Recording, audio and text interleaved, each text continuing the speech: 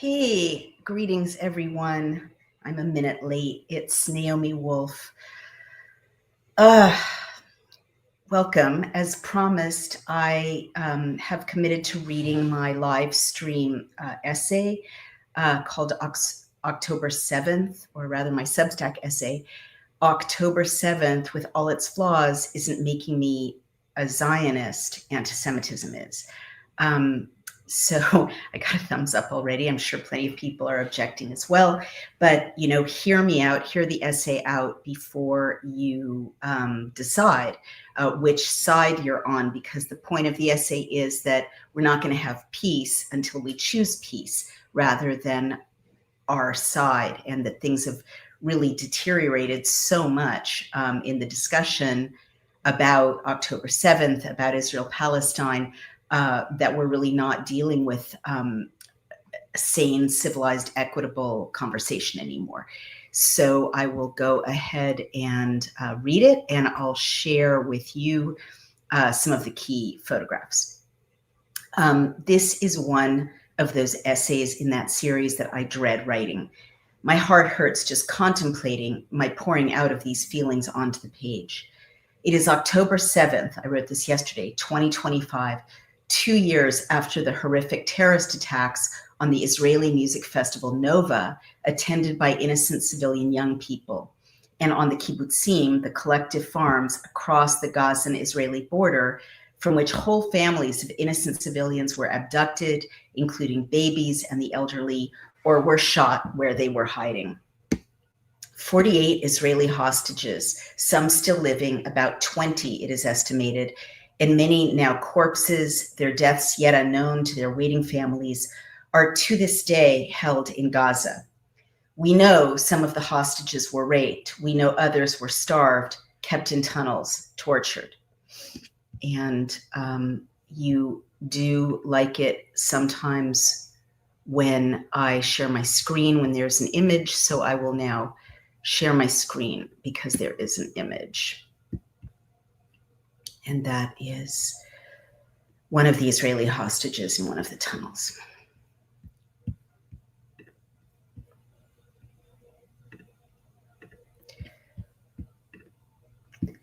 As many now seem to have forgotten, prior to the 2023 attack, indeed 2 decades ago in 2005, Israel withdrew from the Gaza Strip. In a highly controversial decision, the government of then Prime Minister Ariel Sharon, in a roadmap to peace, withdrew 8,000 Israeli settlers in 21 Jewish settlements from Gaza, thus forcing these Israelis, under the management and compulsion of the Israeli army, to leave their homes and buildings behind and to relocate to Israel. And I will share my screen for that image. There is that image. Those are Israeli settlers leaving. And here we have another image. This withdrawal of Israelis was experienced by Palestinian Gazans, of course, as a day of happiness, quote unquote.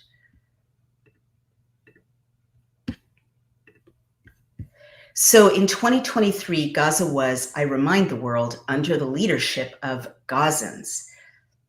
It's still under the leadership of Gazans. Quote, free Palestine, end quote, does not make sense as a slogan in Gaza or in the West Bank, because Gaza and the West Bank are under the leadership of Palestinians. Palestine is led by Palestinians. And I'm going to remind everyone that the partition in 1948 assigned part of the land called Palestine under the British Mandate, under the Ottoman Empire, to the Jews, and part to Palestinian Arabs and Palestinian Christians, Arab Christians. And the West Bank and the Gaza Strip were part of the partition in 1948. The elected leaders of Gaza are a terrorist group called Hamas. Many of these leaders do not live in Gaza and do not share its misery. Many Hamas leaders live safely in Qatar, Egypt, and Turkey. And of course, I link every time I make a statement. There have been massive pain points in what Gazans experience as severe injustices over the decades since Israel's withdrawal from the Gaza Strip. In 2014, after Hamas abducted and killed 3 Israeli teenagers in the West Bank, Israel bombed Gaza. Hamas sent 735 rockets into Israel, many of which were intercepted by the Iron Dome. Israel, which is a defense system. Israel responded to this with more bombings. These displaced 500,000 people, most of them civilians. It was in my protesting Israel's attacks at that time on civilians, including the IDF's bombings of hospitals, as well as in my protesting of Hamas's attacks on Israeli civilians, that I met my husband, because the death threats I was receiving from both sides were so specific and so serious that I had to hire him to protect me. It seemed to me, as a journalist trying to cover civilian suffering in Israel and in Gaza and the West Bank in 2014, that everyone everywhere was simply lying. I would try to follow up on Middle East Eye's pro-Palestinian reports of atrocities committed by Israel, and their stories would evaporate upon scrutiny. I would try to confirm IDF, Israel Defense Forces, Hasbara, explanation or propaganda PR claims, and those stories too would fall apart. I knew that both sides maintained a massive propaganda effort aimed at skewing events and influencing public opinion in the rest of the world. Was Hamas indeed hiding behind a civilian population? Was it keeping its weaponry in tunnels and its fighters in schools and hospitals, thus using civilians as human shields, as Israel claimed? Impossible to confirm or to debunk. Was Israel, in fact, targeting hospitals and schools, or was it responding to rocket attacks launched from hospitals and schools? Impossible to verify. Palestinian journalists were definitely targeted by Israel, and Western journalists could scarcely cover Gaza. They too were targeted by Hamas. I hosted in my Greenwich Village apartment a documentary screening for the film The War Around Us, and I linked to it. This documentary was co-produced by reporters Ayman Moyeldin and Shireen Tadros, who were trapped in Gaza during the bombings. It had shocking eyewitness video from the bombardment. The film helped put Moyeldin's name on the global map. He is now an anchor at MSNBC, just as it helped to launch Shireen Tadros, who is now Deputy Director of Advocacy and UN Representative of Amnesty International. So, bottom line, I tried. I studied the Holy Quran, and I saw that indeed it was properly interpreted a religion of peace. I covered my hair and went to NYU Juma Friday services to learn and pray, and also to show a hand of friendship. I was moved by the palpable spirit of Islam, one of the Abrahamic religions that at its best seeks to connect worshipers directly to God. I did peace-oriented work like that for a number of years. I tried to bring light to the suffering of Palestinian civilians.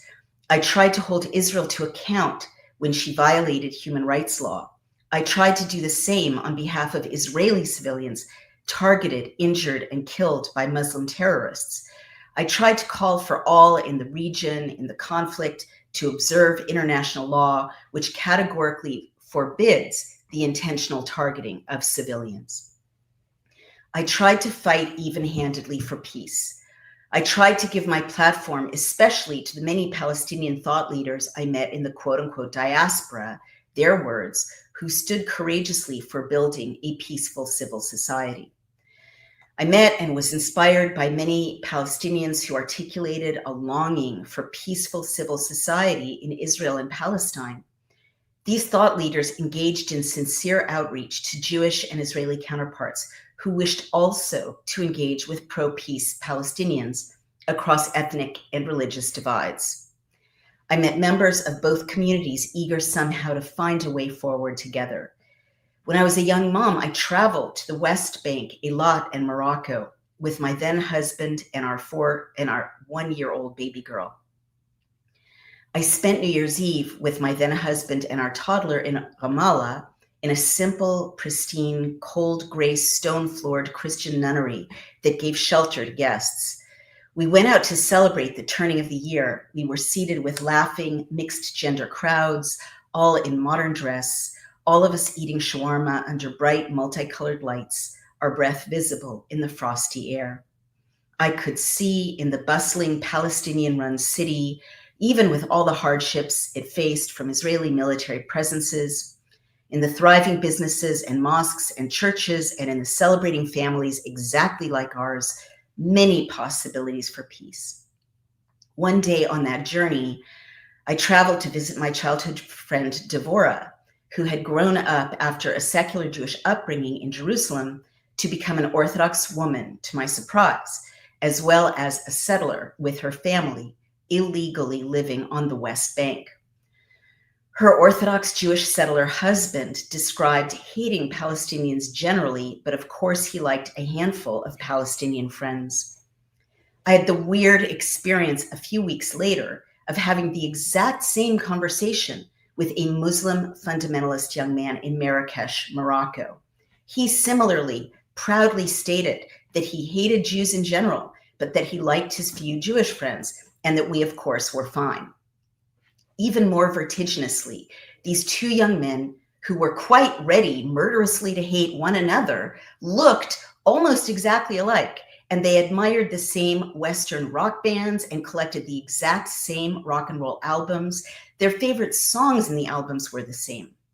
The hatred and the humanity in these two young men were literal mirror images of one another. While traveling in Morocco, I met civil society leaders, and I learned from our visits to their homes that the modest and retiring roles for women in public often yielded in private to the same women being just as authoritative and as strongly opinionated as Western women can be. Everywhere, even in the furthest reaches of the Moroccan countryside, even in the remote, beautifully named Valley of Roses, my little family experienced the warmest possible welcomes from everyone, and everyone knew that we were Jewish.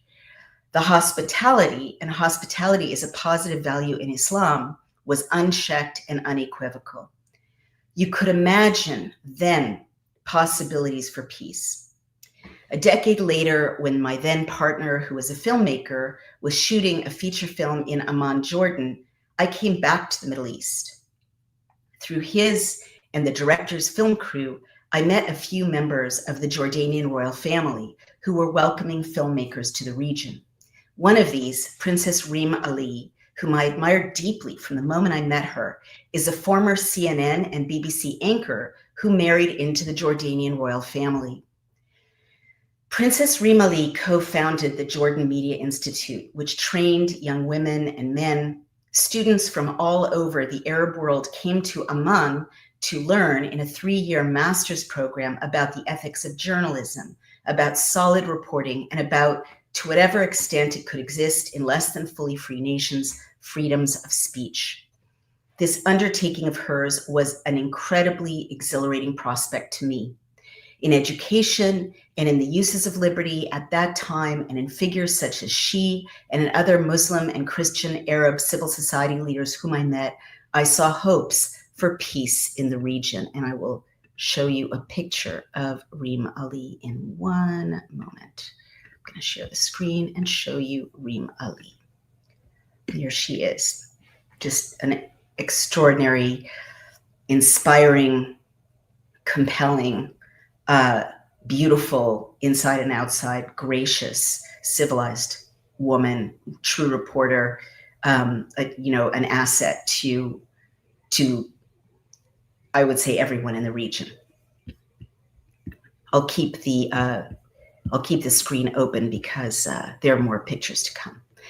I met passionate Muslim feminists in Amman as well, highly educated and accomplished women, including business women. They explained to me why fully liberated Muslim women might choose to wear a headscarf. They opened my eyes to the massive movement in Muslim countries at that time, sparked by women leaders toward a more egalitarian role in Arab societies living within a reinterpreted Islam.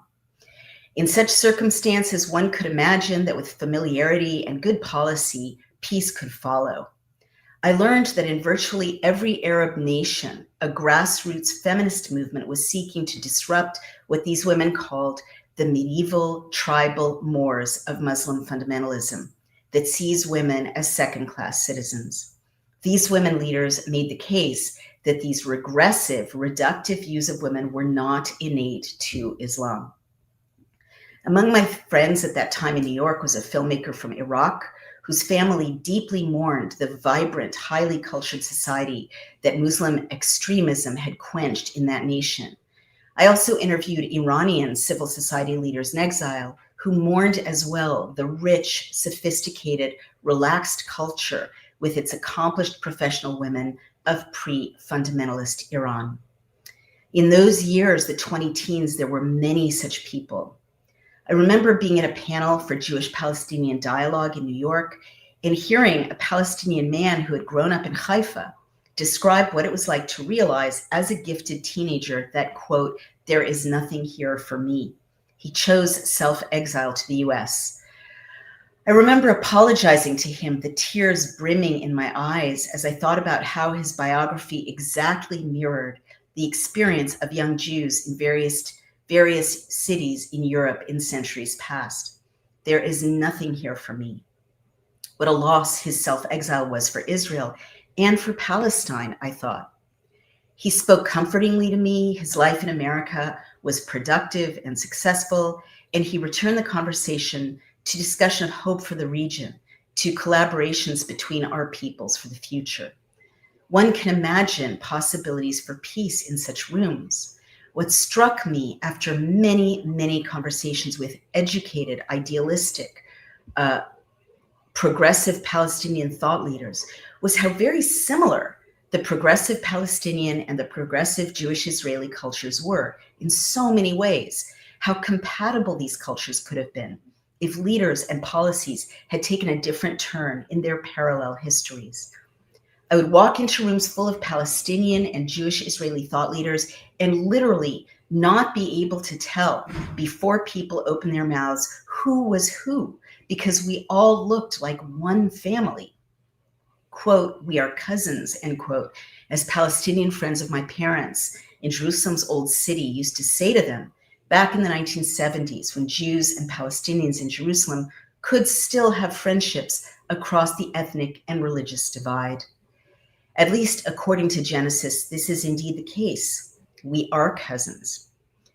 Educated Palestinians' culture is so much like educated Jewish Israelis' culture in so many ways. These groups are, in both cases, generally speaking, made up of families who prize education more than anything, who are ferociously curious and eager to learn. I should add entrepreneurial.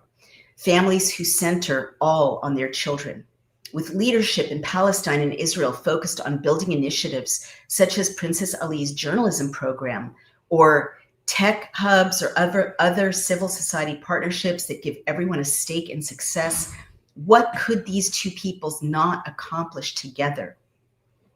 I imagined often during the 2010s what could be possible if Palestinians as well as Israeli leadership focused on building an intact civil society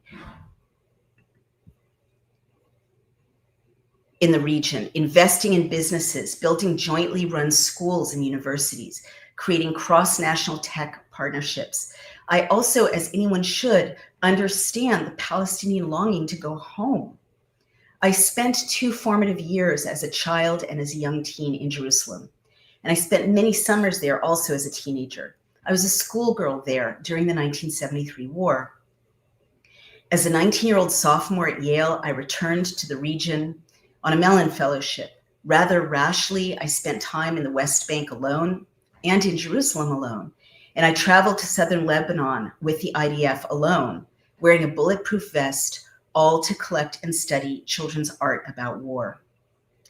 What I learned on that trip disturbed me deeply and was part of what led me to disconnect finally in recent years from this painful conversation and this mutually destructive struggle.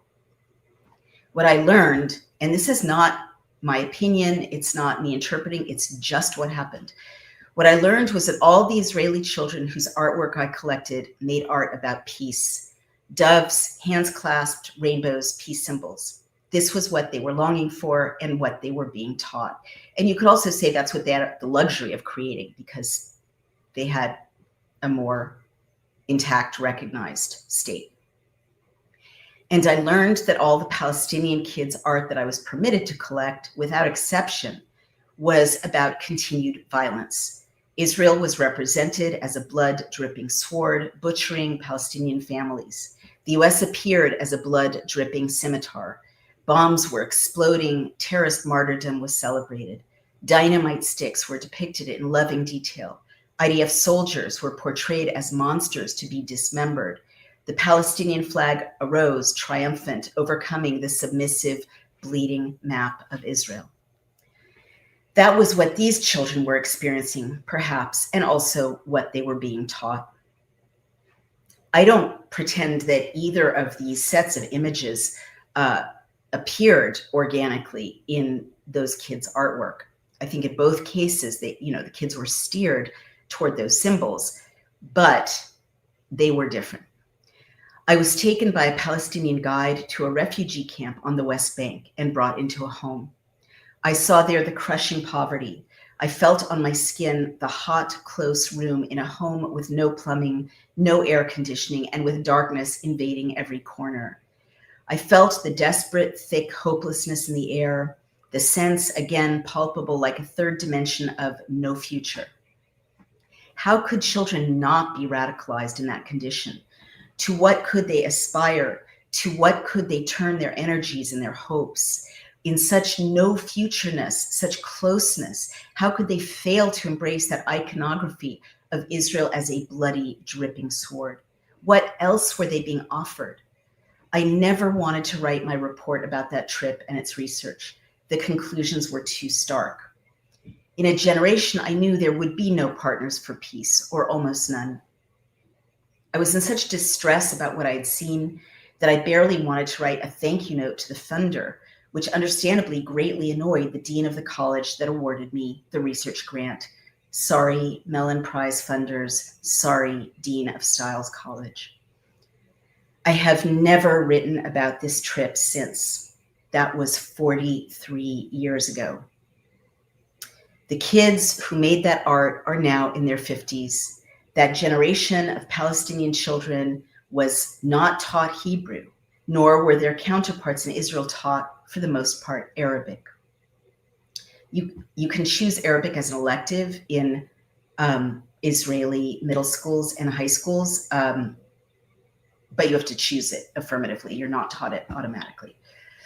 Almost no one, for that matter, in Israel or Palestine is taught the other's history in school or even in museums, narrated from the other's point of view. The other is policed on both sides as being eternally other. You can't talk to them. You can't understand their rage. There have been 43 years since with virtually no secular cross-cultural outreach. There have been 43 years with almost no cross-cultural soccer games, almost no cross-cultural photography exhibits or chess contests, almost no cross-cultural music or theater events. The few artists or thinkers who cross those boundaries risk a great deal.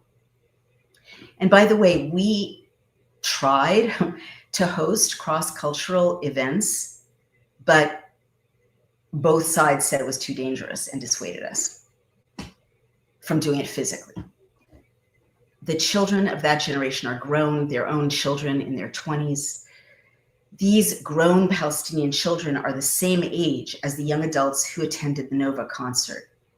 So now the children of the generation who colored in the scimitars is the generation of young Palestinians that is celebrating the dead, broken, naked body of one of the Israeli woman hostages, a body that was dumped in the back of a truck surrounded by gleeful, armed, cheering men. This is the generation that re-elected Hamas. This is Naama Levy, who was kidnapped and abused. And I will now show my screen.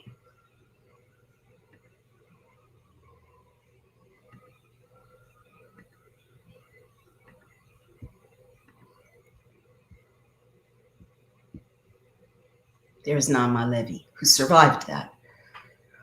There have been accusations by UN observers and other human rights advocates of tens of thousands of atrocities committed by the IDF and of mass graves in Gaza as well. So, and here's an image. Now, I just want to call attention to this because bizarrely, I'm being told that I don't mention atrocities in Gaza, and I certainly do. The Palestinian elders in their 50s are the generation of the leaders of Hamas, the ones that right now have the opportunity to end the violence in Gaza and spare that appallingly abused population any further danger by simply releasing the remaining hostages and by sitting down with the emissaries now in Egypt to negotiate a lasting peace. It is now day 3 of President Trump's having issued them the invitation to join in a 20-point plan for peace.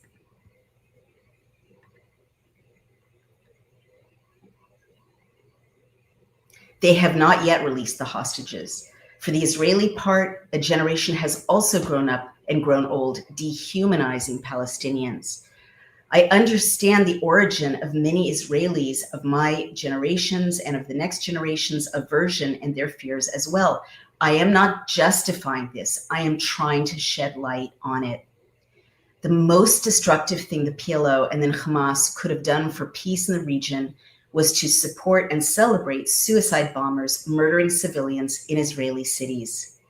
When we were growing up in Israel, we constantly feared the sight of a Palestinian civilian boarding a bus, entering a shop, browsing in the covered market. And I should note, part of the reason for the fear is that traditional Palestinian dress for men and women is voluminous robes that can conceal explosive devices. Why was this? Because that was how suicide bombers entered Jerusalem's public environs to commit their mass murders. It was how they entered public areas in other Israeli cities as well. This repetition of Palestinian suicide bombers detonating their bombs on Israeli buses, or of Palestinian terrorists murdering Israeli teenagers who were on a school field trip, which happened in 1974 in Ma'alot when I was a young teenager myself, only caused there to be even less one-to-one contact, even fewer approaches, and thus almost no friendships, let alone partnerships between Israelis and Arab Israelis or between Israelis and Palestinians. And there is a picture of Ma'alot, which I will show you.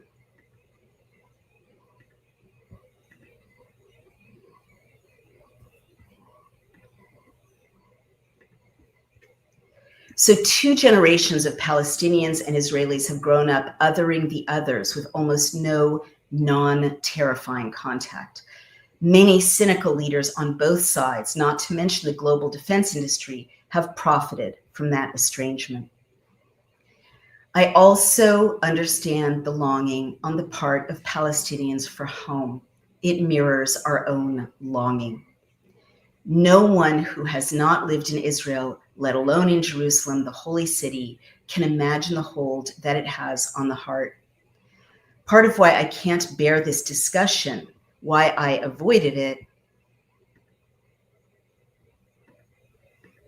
oops, trying to stop sharing for now.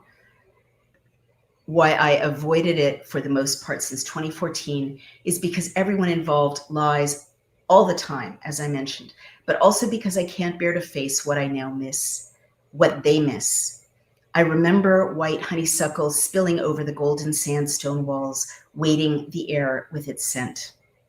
I remember how it felt to roam alone or with my young teenage friends over the then unbuilt hills that dropped away from Rehov Chernichovsky, the spine of the modern residential street where most of my friends lived. The built-up street with its modern white apartment buildings set in their gardens looked clear down in a glass-pure open vista to the Israel Museum that rests in the Judean hills. Its white curves meant to simulate the sides of the jars where the Dead Sea Scrolls were found, gleamed in the golden bronze sunshine. We could see all the way to Ein Kerem, the ancient monastery. Everywhere we went, the heaven above us was like a turquoise inverted bowl.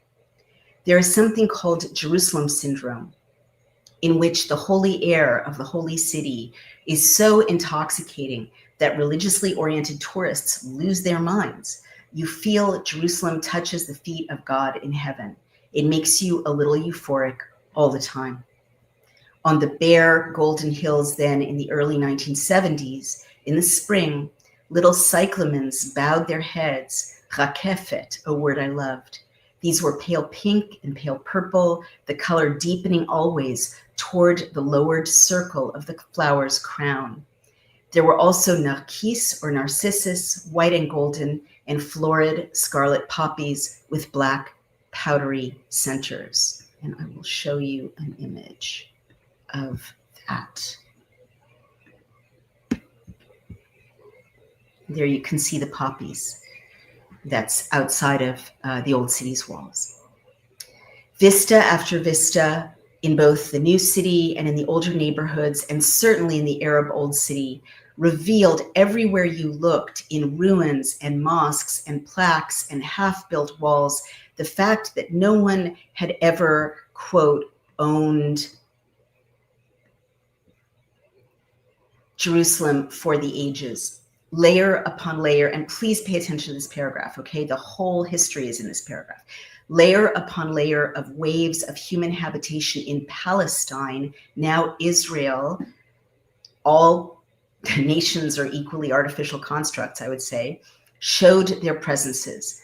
Judean and Israelite, the city of David, and then Solomon, then Assyrian and Babylonian, Persian and Greek, then Roman structures and foundations and ruins, and then Byzantine Christian, then Muslim after the 7th century Islamic conquest, then Crusader Christian again, a different kind of Christian, then the Ottomans who oversaw a multi-ethnic society, Muslim, Jewish, and Christian, then the British, then modern Israel with its newspaper headlines in a resurrected language resting on stalls, and with its streetlights reflecting red in rain puddles on concrete sidewalks.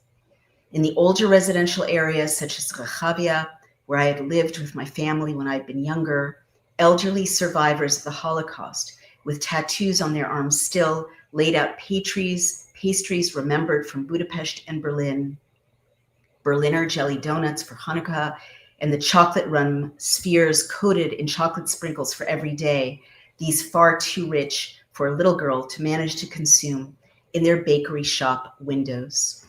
I saw the abandoned or sold or conquered Palestinian houses from the 1940s, so different from the Jewish apartment buildings that were built functionally square with the recent memory of European Bauhaus, which is an architectural movement. I saw their half-domed roofs, their grape trellises, their courtyards. I understood that the owners and the descendants of the owners of those houses elsewhere in exile still have the rusted iron keys. Quote, "If I forget you, O Jerusalem," end quote, we say from Psalm 137:5. Quote, "Let my right hand forget her cunning," end quote. The psalm was written when we were refugees in Babylonian exile. How can I not imagine the suffering of Palestinians who feel just as we do? But that empathy alone cannot move us forward. You have to understand that the civil society leaders of Palestine and of the Arab world apart from Palestine, in whom I had such great hopes a decade ago, are not the leaders of the Palestinian community in Gaza and the West Bank, let alone in Qatar and Turkey today. They are not now the leaders of Iran or Iraq or Syria or Yemen. Their own deeply feared enemies are the ill-educated tribal Islamic fundamentalists. The ill-educated tribal Islamic fundamentalists, for now anyway, have won. These populations have been flooded for the past decade into Western Europe and North America by design as a globalist Marxist strategy to bring about the end of the progressive, diverse, open societies that my old Palestinian and Arab friends had championed. This cynical deployment worldwide has ratcheted up its next stage of disruption. There is now two-tier policing and justice in the UK, with fundamentalist tribal Muslims now being privileged over Britons. There is a clear open policy of encouraging the rape and abuse of women and children by tribal fundamentalist Muslims in the UK and France and the Netherlands and Sweden. These assaults are encouraged by a legal impunity and even legal justifications. And I link to an article about this. Quote, cultural differences, even though rape is punishable by death in many of those Islamic fundamentalist societies. There is more and more strategic public prayer and public demonstration by these fundamentalist groups to intimidate members of the diverse open societies that my old friends loved. And I will now share the screen so you can see that. And this is Muslims performing the Friday prayer of Jummah in the housing estate on Brune Street in Spitalfields, London. The discourse of the center of the global intifada has also dramatically shifted. In the 2010s, thoughtful Israelis and Jews and Palestinians sought to bolster peace in a two-state solution. Now, the two-state solution, proposed as long ago as 1948, has been completely abandoned, wholly erased from the talking points and hypnotic chants distributed in a massive funded outreach effort to credulous and historically illiterate Western young people in America, the UK, and beyond. Now, the center of the, quote, globalized intifada is a one-state solution, and that state is a fundamentalist Islamist Palestine. Free Palestine, the throngs now chant, showcasing a map that has wiped out the state of Israel altogether. And you can see that on the screen, Free Palestine. That's a free graphic, by the way. The internet is flooded, art sites are flooded with free graphics of this kind that you can download without paying any royalties at all. And you can have that free image, and Israel's gone. And in the place of Jewish Israel, there is a Palestinian flag and a Palestinian implication that all those borders, which include the West Bank, Tel Aviv, Haifa, you know, the Negev, the Sinai, all of that is Muslim Palestine. How do you free a Palestinian-led, say, Gaza region, say Gaza or the West Bank or East Jerusalem, from what is now Palestinian control? No one now asks that question. Quote, from the river to the sea, the frenzied crowds now chant. They are either geographically illiterate, which river, which sea, or else they are chanting genocidally as the 3 million Israelis living between the Jordan River and the Mediterranean Sea have been magically done away with. To my absolute astonishment, October 7th this year was chosen around the world for events to, quote, honor our martyrs. Now I'm going to show you another image, which really was quite terrifying to me as a Jew in Brooklyn. It was an invitation to flood New York City for Gaza, honor our martyrs, break the siege, end the genocide, resist for Palestine, citywide convergence and rally in front of News Corps, which is right in the middle of Midtown, very dangerously, you know. And there you see, once again, this map of all of both Jewish Israel and Palestinian Palestine, everything divided in the partition of 1948, reabsorbed in a nation, I'm sorry, that never existed as a state, just like modern Israel didn't exist as a state before 1948. You know, ancient Israel certainly did. And also people who are now Arab Palestinians also lived in that region, you know, for millennia. You know, that whole question to me is kind of arbitrary, because if you go back far enough, everything belonged to someone else and everyone conquered everything. I mean, that's just what you know about history. The question is, what do you do with a partition? What do you do with the 1948 partition? And what I'm going to keep arguing is that 10 years ago, most sane people who wanted peace on both sides wanted a negotiation of peace treaties based on a two-state solution, right? No illegal settlement in the West Bank by Israelis. You know, we gave back Gaza, we gave back the Sinai, right? I don't think we should be in the Golan Heights, et cetera, but it was a two-state solution. And now you've really got to understand, it's very important for you to understand that what you're looking at in these images is not a two-state solution. It is the erasure of the state of Israel and the absorbing of the state of Israel into a nation that hasn't existed, wasn't part of the 1948 partition. You could say about the British having partitioned India and Pakistan in a really similar way. And there was a great deal of violence subsequent on both sides, to that partition. But Pakistan could keep fighting, and in some regions it does keep fighting, but it doesn't want to wipe Hindu India off the map, right? So you've got to imagine Pakistan calling the world to globalize its fight to take back all of Hindu India and reunite it into what will be a greater Pakistan, right? You've got to understand that that's exactly parallel to what you're looking at here.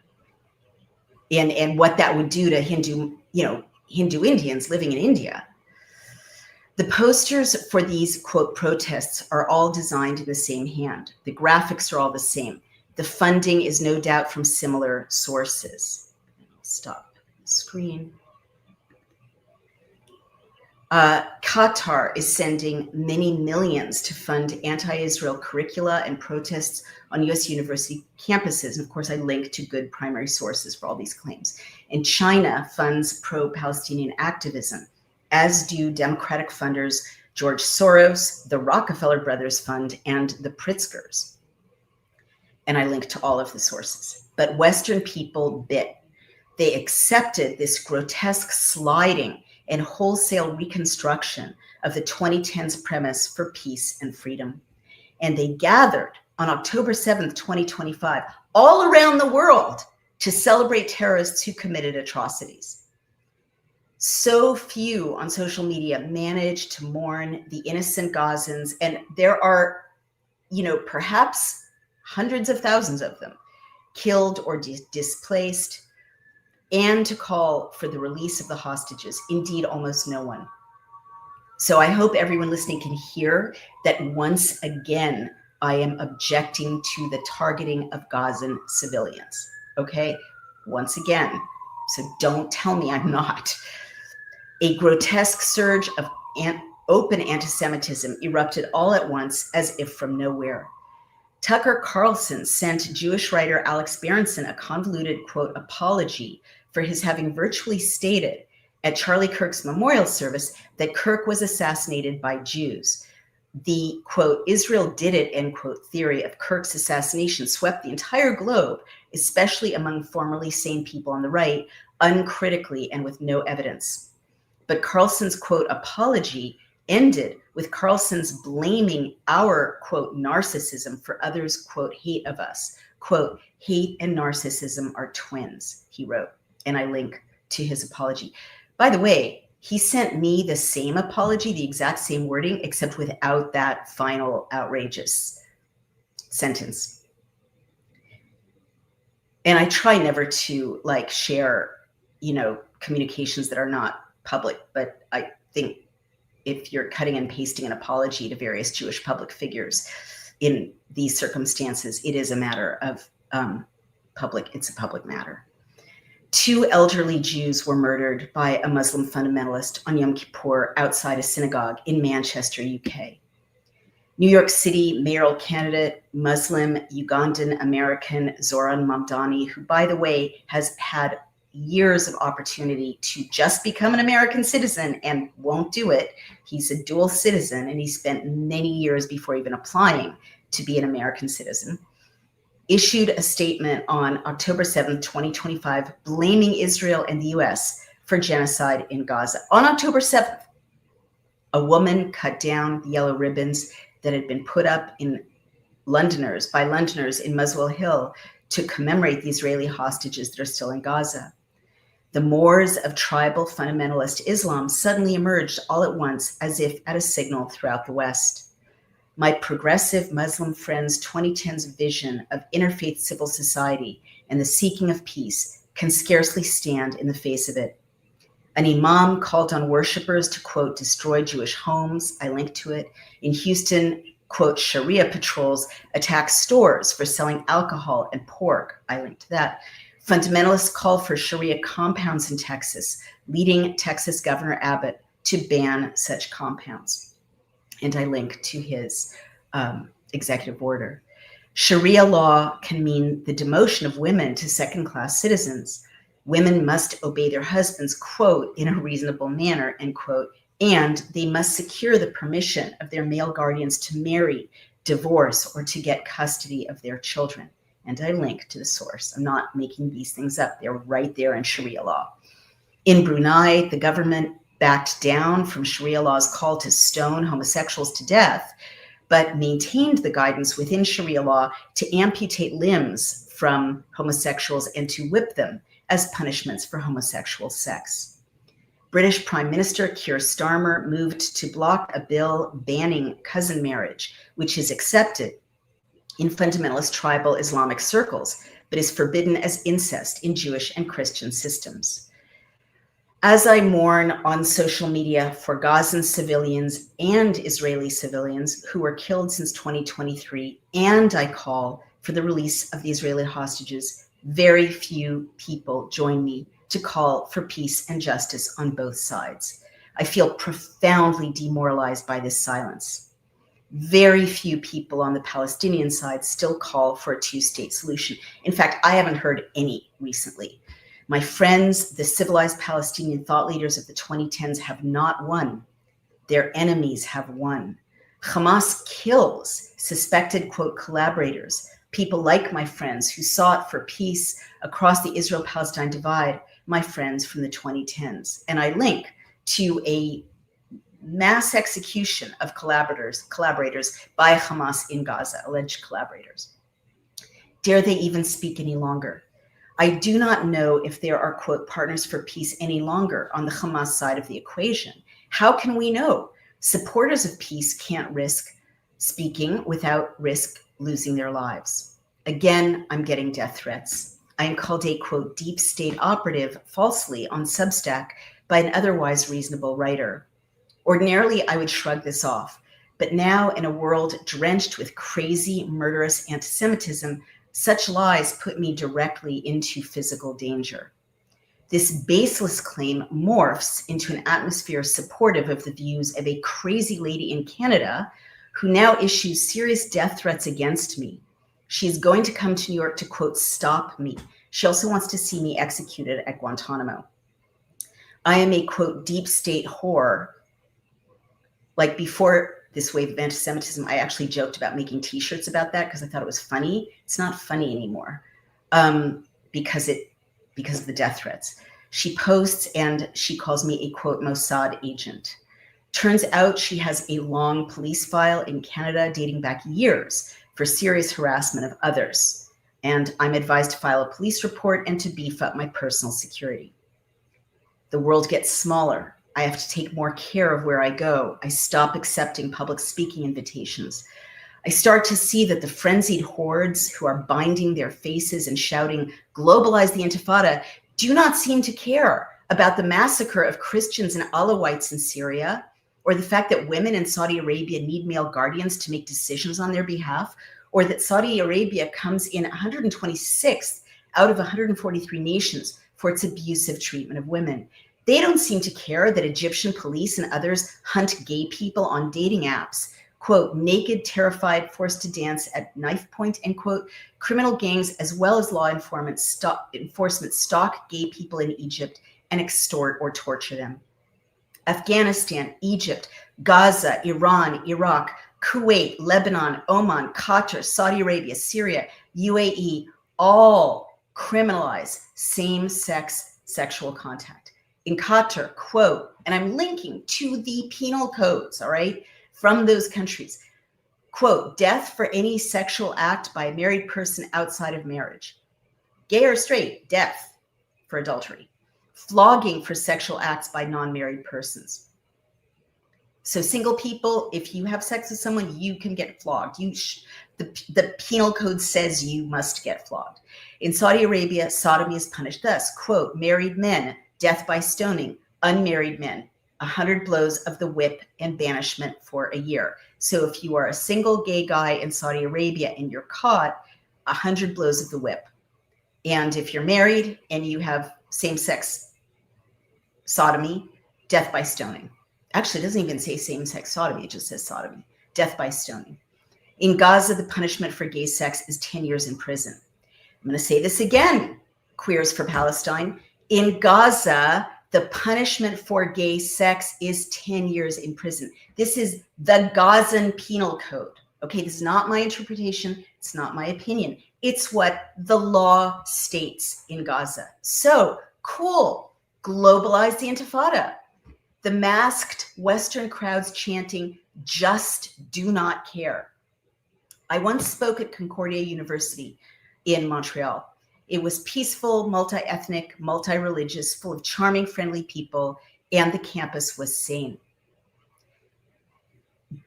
This year, pro-Palestine student protesters were invited into Concordia University classrooms in Montreal. Then a student was arrested with a metal bar and, quote, several incendiary devices, end quote. And I linked to the story. Then the school shut down to, quote, protect the community, end quote. Globalize the Intifada. This is what it means. And I will show you this image of the Concordia classroom. This is what it means. The masked students have essentially taken over the classroom. They're all wearing unbelievably face masks. And the poor teacher is supporting this as an exercise in democracy. Student protesters disrupted a class at Concordia University on October 6th, so right before October 7th. What did you think it meant, globalize the Intifada? This is what it means. Israel is flawed indeed. I will continue to push for that nation to observe human rights law and to seek peace. But all of Israel's enemies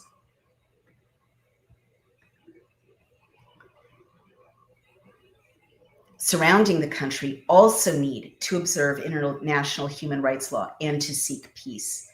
It is not Israel with its flaws that led me to conclude at last that it is okay to want a Jewish homeland. It is not Israel with its flaws that led me to notice that the whole world is turning against a single religion, almost metaphysically, yet again. It is not Israel with its flaws that led me to conclude that it is okay for people who are Jews in Israel to love Israel, just as it is okay for people in the West Bank and Gaza who are Palestinian to love Palestine, or Lebanese to love Lebanon, or Jordanians, Jordan, or Americans, the US. It is not Israel with its flaws that led me to wonder if there are any, quote, partners for peace left on the other side to pursue a just, lawful two-state solution.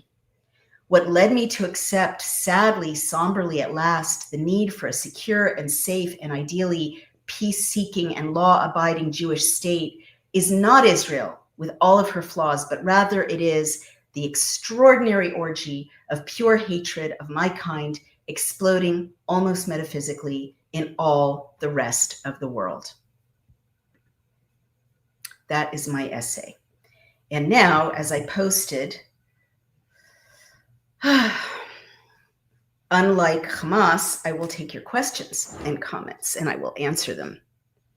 So the ghost painter says, I'll put it in the comments. She's always been a Zionist, a deep state shill.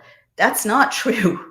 You lie. And the thing that's very frustrating to me about people, whether they're bots or AI or real human trolls, or trolls paid by Qatar, or trolls paid by the Pritzker family, or trolls paid by China, or just genuine humans who really think this thought, they won't show themselves to me. They're cowards. The ghost painter, you are a coward. You are a coward.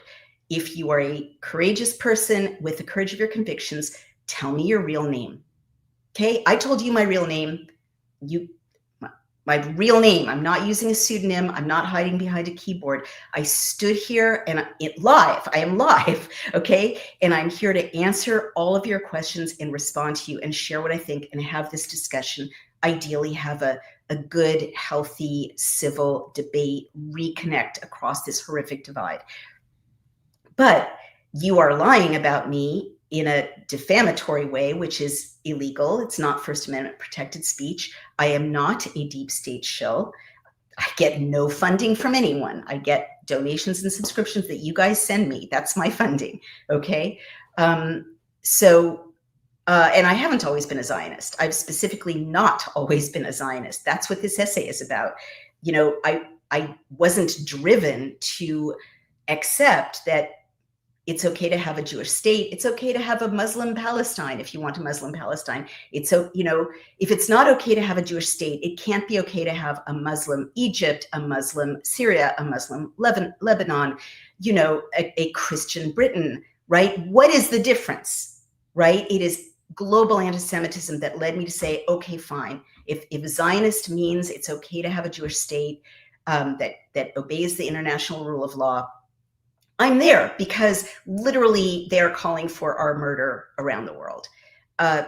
You know, Israel didn't do that. You guys out there who are calling for the murder of Jews in Midtown Manhattan, you should hear what the speaker at the gathering in Midtown Manhattan that I shared the poster with you, what he said. It was not First Amendment protected speech. He said we didn't do enough on October 7th. We weren't violent enough. He said, like, we need to go back and intensify our efforts. He is literally calling for violence against Jews and Israelis. And to globalize the Intifada, you know what that means? Why say that? The only reason for that slogan is to extend the attacks on Jews from outside the immediate conflict area, which is Israel-Palestine, and to declare open season on all Jews. That's what globalize the Intifada means. And everyone who supports the state of Israel's existence, that's what globalize the Intifada means. Globalize the Intifada, I mean, Intifada also has a lot of interesting meanings. It has a spiritual meaning. So it can also mean, you know, the establishment of Sharia law is also part, you know, one could argue, of the Intifada, or curricula that British parents are very upset about, that it, you know, kind of compels students in publicly funded schools to, visit mosques, to learn about Islam in a, very positive way, that they're not even taught about Christianity, let alone Judaism. So let's see what the definition of Intifada is. It's a pretty serious term, just like jihad is a pretty serious term. Intifada. Well, it's defined as the Palestinian uprising against Israeli occupation of the West Bank and Gaza Strip, beginning in 1987. And Arabic Intifada is an uprising, literally a jumping up as a reaction to something. From Intifada, to be shaken, shake oneself. And you've really got to see the timeline for the use of the word Intifada. It leaps up in the 80s, understandably, because that's when there was occupation of the West Bank and Gaza Strip. But now the meaning, again, has been expanded. It's not just Palestinian uprising against what is arguably illegal occupation of the West Bank and Gaza Strip. And again, in the 90s, the occupation of the Gaza Strip ended. Israel also withdrew from occupying the West Bank. You're not allowed to settle there anymore. People do it, but it's against the law, and it should be against the law. It's part of Palestine. And Jews should be, American Jews need to speak up to stop Israeli settlers from settling on Arab land, for sure, in the West Bank. That's Palestine. That's part of the original 1948 partition.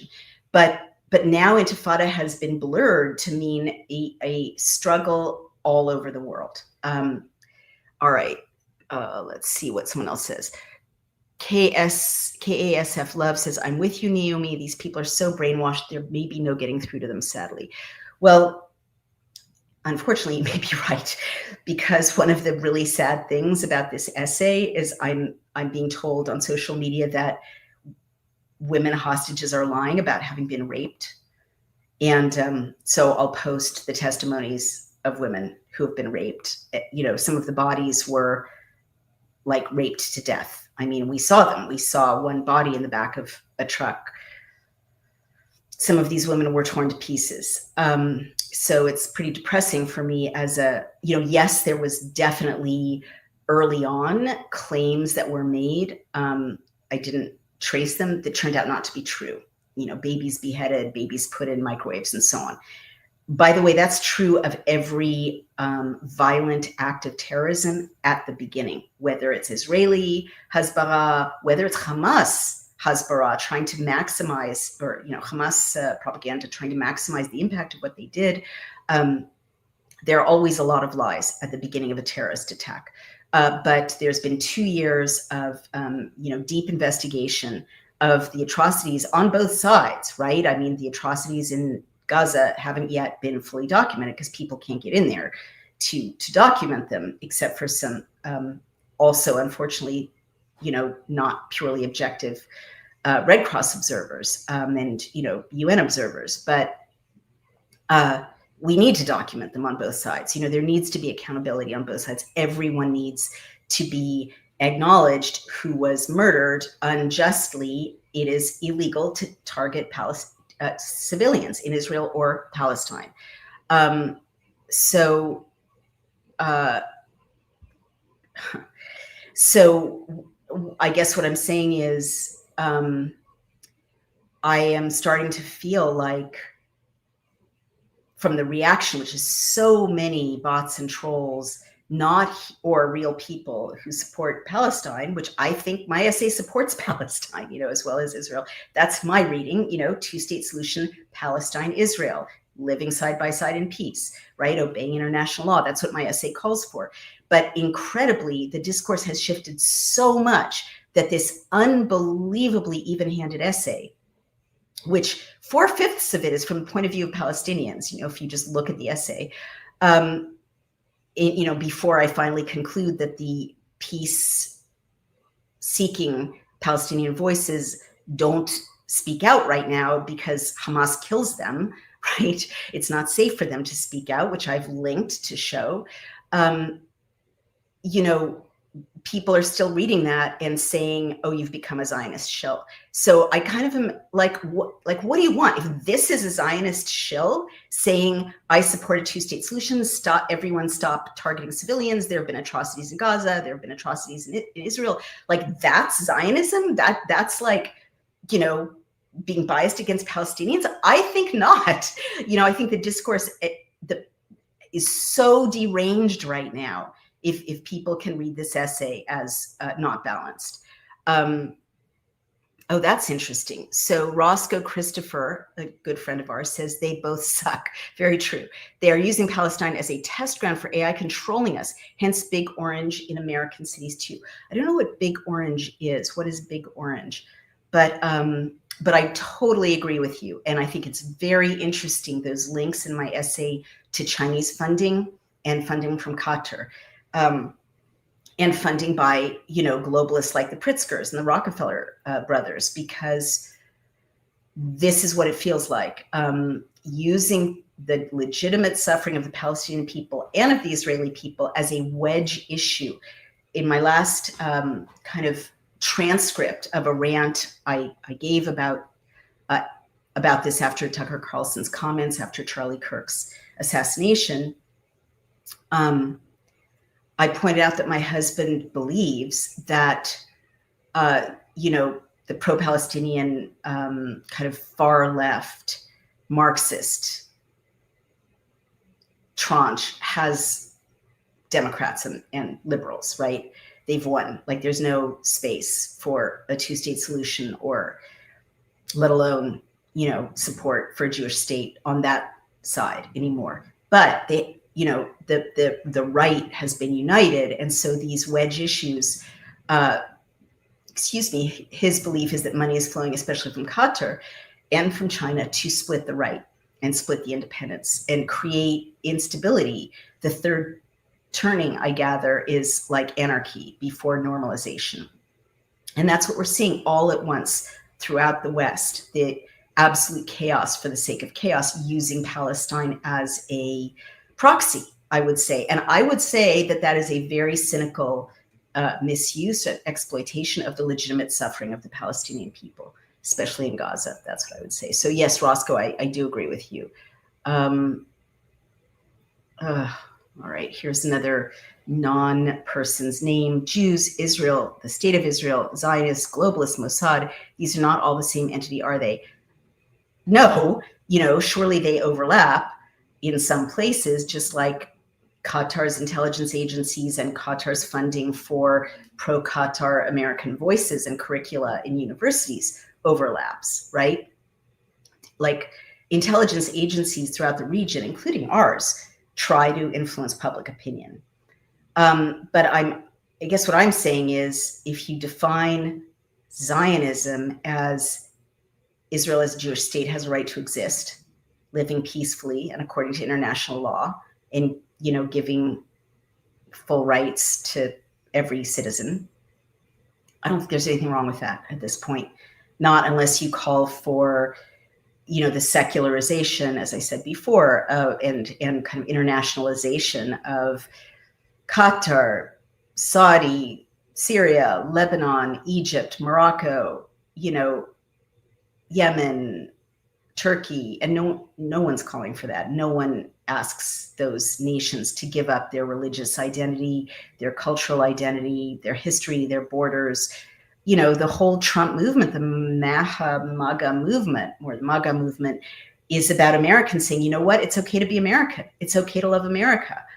So I don't think Israel should have an outsized impact on U.S. foreign policy.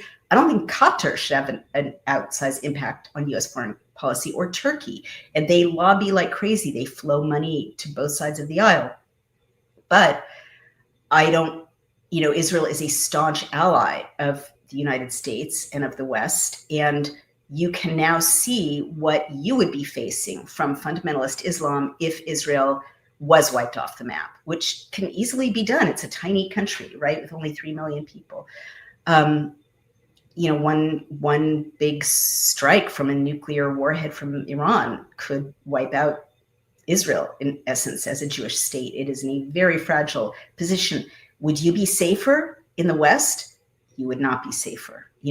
Israel kind of localizes the conflict, in that region. So I guess I'm just feeling like in this wave of nationalism around the world that we're all supporting, right? The MAGA, and independent media world is saying, like, let France be French, let the UK be British, let Sweden be Swedish. There's nothing wrong with Britain being a Christian country, which it technically is, right? It is an established religion, which is Christianity. There's nothing wrong with Italy being Catholic, which Italy has an established religion. It's Catholicism. Why can't Israel be Jewish, right? As long as it doesn't discriminate against any citizens on the basis of their ethnicity or background, why can't there be a Jewish state? I don't get it, so if that's going to make me reviled, I'm just being consistent. Yemen's a Muslim state, that there is Sharia law in a lot of these nations. I read to you Brunei. It's not a secular justice system. It's a religious justice system. Okay. So no one's saying they're not allowed to do that. It's their country. They're allowed to do it. You might not agree with their conclusions, but and human rights observers have a lot of problems with Sharia law around the world, but nobody's saying, all right, everybody, Egypt, just stop being Muslim, Lebanon, cut that out now. You've got to be an international society and give stop having a merger between the state and religion. No one says that to Muslim countries. No one says that to Britain, and why should they? We say it in America because our founders didn't establish a religious government, right? There's a separation of church and state in America, but I don't get why Israel is treated differently from other nations that surround Israel that are theocracies. They just are theocracies. Okay, so that was an extension of your point. We should probably wrap up. Hello, Naomi. Someone is in Japanese, which I can't read, I fear, but I hope it's friendly. All right. Oh, that's gross. So what was the first Hannibal tally, says Revman Solution. And again, who are you, Revman? I'm Naomi Wolf. Like, if you want to put your real name there, I can respond to you as an honorable person, but you're hiding behind a keyboard. So the Hannibal tally, as I understand, is the gross presumption, like blaming October 7th on Israel, that they had a stand down order. Maybe so. Like there were weird things about 9/11. Maybe Netanyahu delayed getting help to those poor people because he wanted a crisis to justify going into Gaza and pushing people who were sending rockets into Israel further away from the border, right? Maybe so. I don't know. I have not seen any definitive proof that happened. I think it's weird that, people didn't get help for 6 hours as there was this crossing, because yes, Israel, the IDF can see everything that's happening at that border. So I don't know. Was it bad planning? Was it fumbling? Was it, the heat of the fog of war? I don't know. But I do know, and as I keep saying on social media when people raise this, Hamas didn't stop. Whoever was responsible for not securing those people quicker on the Israeli side, Hamas didn't stop, did they? They didn't say, oh, hey, Israel's being really slow to respond to these families hiding in safe rooms in this kibbutz. We'll just go back to Gaza without, taking them at gunpoint or rifle point and loading them into trucks and confiscating them and holding them hostage or raping them or murdering them. They didn't stop. They just went right on in there. And the people of Gaza, did anyone say, and I think that the fact that Hamas kills people who object explains a lot of this, but did anyone say, okay, we made our point, we crossed into Israel, let's release the hostages now, let's negotiate a peace, let's get these people home? Not to my knowledge. All the footage shows people celebrating the bodies, the naked body of that woman in the back of the truck. Everyone around is celebrating. To this day, they're celebrating. Yesterday, October 7th, around the world, they're celebrating the atrocities. So, don't blame this on Israel. Maybe Netanyahu was nefarious. He's a horrible person. I don't agree with him. I don't want him to lead Israel. But Hamas is responsible for Hamas. All right? Just like, is George Bush responsible for 9/11? Maybe he was lax. Maybe he allowed a catastrophe to happen to justify his pursuing a war, which no one seems to care about now, which caused 100,000 Iraqi deaths, attacking like the wrong country for 9/11. But, the 9/11 bombers were responsible for 9/11 and whoever funded them. So let's just not be disgusting. Let's wrap it up. FL Native says, I saw the captured woman on Twitter just after it happened. It was horrific. Anything else? People are brainwashed. Oh, I get it. All right, thank you. So Vox Persona says, my point is people in terms of propaganda and messaging, Jewish people are being conflated with all these other factions like Israel, like Mossad. Yeah, I agree with you about that. Which is scary. Kind of the point I made when I said, okay, this one lunatic, Catherine Watt, called me, a deep state agent with no evidence, which is false. I'm trying to find her so I can send her a lawyer's letter. She doesn't make herself readily available, which people who, defame other people often do. They hide because they know they're defaming people. But that blurred into this woman in Canada who wants to see me executed, right? Her, validating her. So I agree with you that it goes from, Israel and Mossad to sort of spill over into all Jews. So evil, Dr. Wolf, ain't no deep state, that's crazy talk. Thank you, Roscoe, Christopher. Well, you've known me for over a decade, so you're right. I ain't no deep state. It is crazy talk, but all you can do is tell the truth. But I will end it there. We've gone a little over time. Thank you for listening. We have over 1,500 people on just one platform, so obviously people want to discuss this. I stand by for peace, stand by for peace, stand by for human rights, stand by for a two-state solution. Maybe if I send this out there, God will bless the effort, Allah, Yahweh, same God, and help us get back to peace, get back to a two-state solution. How beautiful would it be if we spent the next 30 years building Israel and Palestine, businesses, initiatives, theater, film, music together, right? So beautiful. So wishing that. If you guys want to support me, please go to Outspoken on Substack and subscribe. I really need your subscriptions to keep my doors open. And thank you.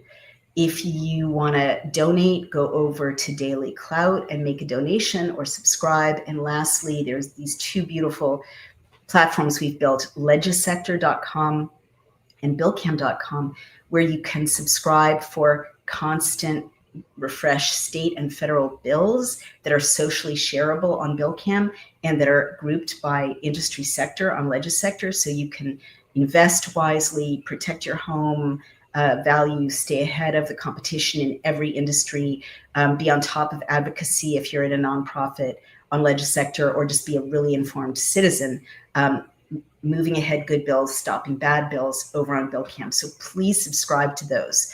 You'll get an amazing newsletter. It's just an incredible tool of transparency. And I'm going to sign off, but I love you all. Love you, Palestine. Love you, Israel. Let's go back to peace. All right. Thank you. I will end the stream.